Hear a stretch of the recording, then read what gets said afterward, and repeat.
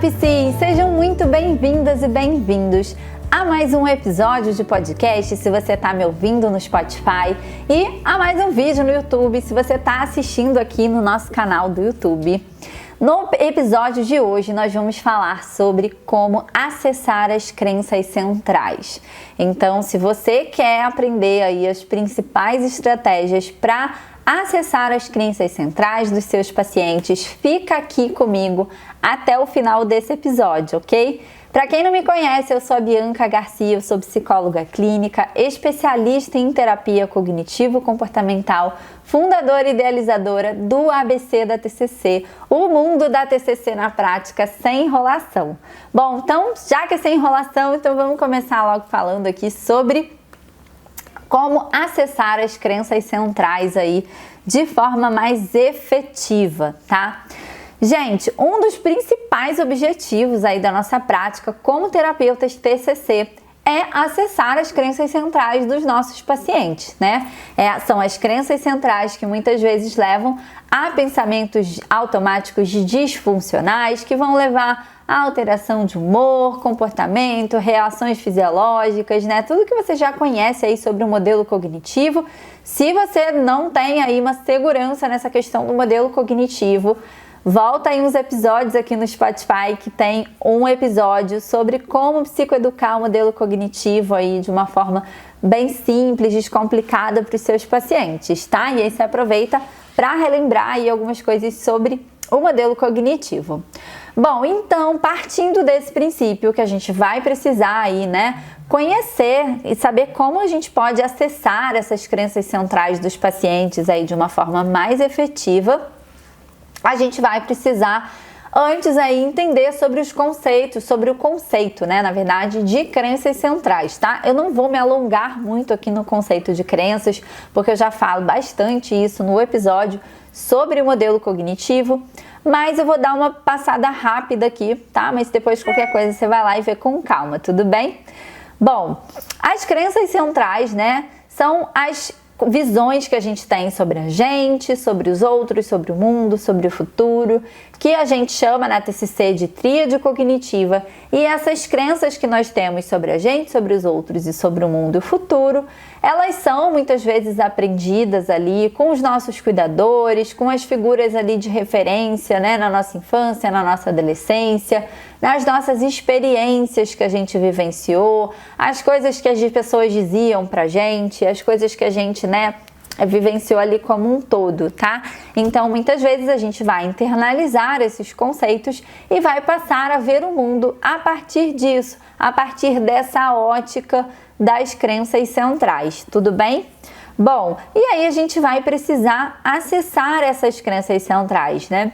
Às vezes o paciente traz essa crença assim de mão beijada pra gente, né? Ah, porque eu sou um inútil, porque ninguém me ama. Então ele traz ali muitas vezes no discurso, o que é muito bom, né? Porque a gente já poupa ali um caminho, embora não necessariamente o paciente tenha apenas uma crença central, né? Pode ser que ele tenha mais de uma crença, né? Principalmente pacientes com transtornos de personalidade, eles têm crenças ali nos 3 domínios, né? De desamor, desvalor e desamparo. Bom, gente, então, quando o paciente não traz essas crenças, a gente precisa identificar essas crenças, né? A partir disso, a gente vai seguir com toda a nossa estrutura de tratamento, de elaborar ali o diagrama de conceituação, elaborar uma conceituação cognitiva, poder elaborar um plano de tratamento para reestruturar essas crenças, flexibilizar essas crenças e, consequentemente, ter ali respostas comportamentais, cognitivas, emocionais, mais adaptativas, ok? Existem 2 formas ali da gente acessar essas crenças centrais, tá? A gente vai fazer isso por 2 caminhos e é sobre isso que eu quero falar com vocês aqui no episódio de hoje. O primeiro deles é através da seta descendente. Esse é o mais utilizado, é a forma mais rápida ali, né, mais prática da gente chegar nas crenças centrais do paciente. E aí eu queria explicar um pouquinho para vocês sobre isso e também dar algumas dicas aí de como vocês conseguem fazer isso aí de forma mais efetiva, tá? Bom, a gente vai pensar o seguinte, que vamos imaginar uma figura de um iceberg. Na ponta do iceberg a gente tem os pensamentos automáticos, é o que está ali mais superficial, né? Depois, um pouco abaixo, a gente tem as crenças secundárias, intermediárias, que a gente consegue até ver da superfície, mas estão submersas ali. E mais internalizado ali, mais profundo do oceano, a gente tem as crenças centrais. O processo cognitivo, ele acontece de uma forma ascendente. Então, diante das situações, bate lá nas crenças centrais do paciente e ele interpreta as situações, né? Ele vai ali processar os pensamentos a partir dessa crença. Então, vai ser ascendente. Então, vai da crença para a superfície, para os pensamentos. A seta descendente, ela vai fazer o efeito contrário. Ela vai dos pensamentos automáticos para a crença central. Então, ao invés de ir de dentro para fora, a gente vai de fora para dentro, tá? Essa é a melhor forma, assim, da gente entender o que é a seta descendente, né? E aí, diante de um pensamento automático, a gente vai tentar descer um pouquinho mais. Uma primeira dica que eu quero te dar é, toda vez que você perceber um pensamento quente, um pensamento gatilho, dá uma pausa e fala para o paciente que você vai entrar com uma intervenção ali, uma técnica, que é, no caso, né, a seta descendente. E aí uma forma que eu acho simples, assim, que eu gosto de falar para os meus pacientes tentar inventar aqui na hora. Bom, fulano, então eu percebo que esse pensamento, ele te trouxe ali, né, uma emoção muito intensa, né? Ou esse pensamento tem muito a ver com aquilo que você trouxe para a gente trabalhar na terapia. Eu queria agora aplicar uma técnica aqui para a gente poder descer um pouquinho mais nesse pensamento e ver, né, a origem desse pensamento, poder entender de onde esse pensamento está vindo. Você topa, né? Na maioria das vezes o paciente diz que sim, né? Bom, então tá. Então, vai funcionar assim. Eu vou te perguntar e você vai falar o que vem à cabeça, tá? Não julga, não tenta processar muito, vamos falar o que veio na sua cabeça. Então, vamos imaginar que esse pensamento agora eu não estou conseguindo inventar um pensamento aqui, mas pensa em um pensamento que normalmente seu paciente traz, né? Esse pensamento, lembrei aqui, esse pensamento, ele vai me deixar. Esse pensamento, vamos supor que isso seja verdade, tá? Vamos partir do princípio que isso é uma verdade. Se ele te deixar, o que isso vai significar para você? Qual é a primeira coisa que vem na sua cabeça, né? E você vai descendo, né? O que isso diz sobre você? O que isso vai significar para você? O que isso significa sobre você?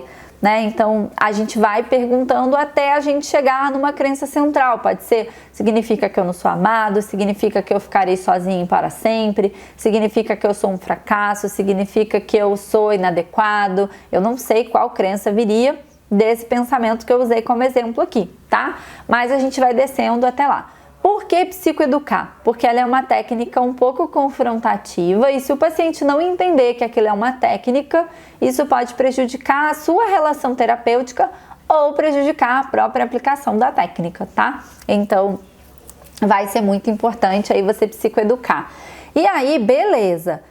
Pode ser que não seja de primeira que você consiga chegar nessa crença central, tá? Mas se você pegar um pensamento quente, um pensamento gatilho, um pensamento automático, muito provável que sim, tá?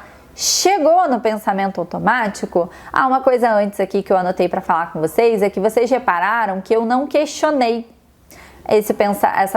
muito pelo contrário, essa crença secundária, né? Se ele te deixar, ele vai me deixar, eu não questionei, eu simplesmente fui descendo porque o meu objetivo ali não era reestruturar, não era questionar, era acessar a crença central, tá? Senão isso aí seria um outro caminho.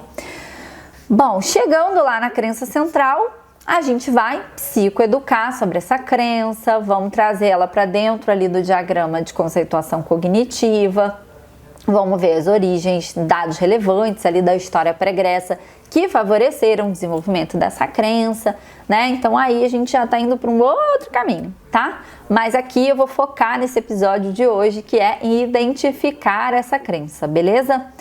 Bom, uma outra estratégia que é bem importante é o trabalho com imagens mentais. Então, nessa mesma situação que o paciente vivenciou, que ele trouxe ali, que está carregado ali de uma carga emocional intensa, eu vou pedir que o paciente ali feche os olhos e tente se reimaginar nessa situação que ele está relatando, ela está relatando ali, tá? Então, de olhos fechados, a paciente vai relatar. Então, você vai focar ali em reconstruir essa situação na cabeça do paciente de forma bem vívida, bem real, tá? Depois, você vai pedir para ele te descrever qual é a emoção que está sentindo, intensidade dessa emoção, parte do corpo que essa emoção tá, né? Onde ele está sentindo isso e tentar nomear essa emoção. Depois, você vai pedir para ele se desconectar dessa imagem e se conectar total com a emoção, com essa emoção que você pediu para ele localizar, para falar intensidade, nome, tudo isso. Depois você vai pedir que o paciente identifique ali na história de vida dela ou dele qual foi uma situação ali mais remota possível, assim, mais da idade mais nova, mais jovem ali, né, que ele pode imaginar, em que ele tenha se sentido ali com a mesma emoção, com aquela mesma sensação. E daí a gente vai pedir para o paciente descrever essa situação, com quantos anos tinha, qual era o contexto, o que estava pensando, sentindo ali naquele momento, e a gente vai se reconectar com essa situação e a partir daí a gente vai identificar se vem alguma crença associada a isso, tá? Então a gente vai trazer depois essa situação, depois do trabalho com imagens, para a gente trabalhar as reflexões e poder identificar, né, possíveis crenças que foram desenvolvidas ali ao longo do desenvolvimento desse indivíduo, tá?